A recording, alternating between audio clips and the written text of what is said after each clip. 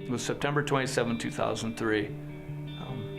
I was riding motocross and had a crash. It was a dirt bike crash that left me paralyzed from the waist down. When they brought me to the hospital, they immediately get you on pain medication and things like that. And I was in the hospital for a week after the surgery, and then I went to Mary Free Bed, and they continued giving me the strong pain medication, but they didn't realize that I was already an addict, so I was basically just still abusing those legally.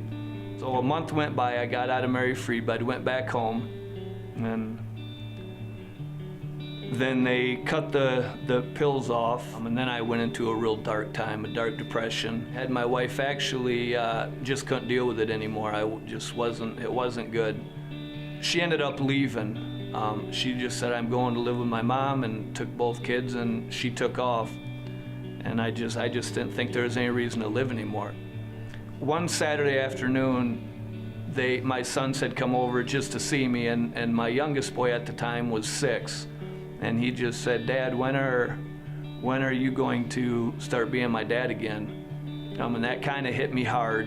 And then that visit was done, and they went back to Mom over at her mom's.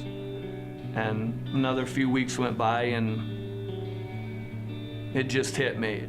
So in that moment, just between me and God, I prayed and just asked Him to be the Lord of my life and to be my Savior. When I prayed that day and asked the Lord to come into my life and be my Savior, it was tears of joy and tears of relief.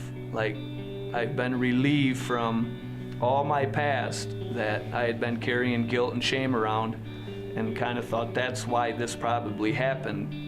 Something drastic had to happen for Christ to get my attention, because that's how much He loved me. He was willing to do whatever it took to get my attention. Today people ask, well, how can you always seem to have joy? How can you be happy? It's a very simple answer.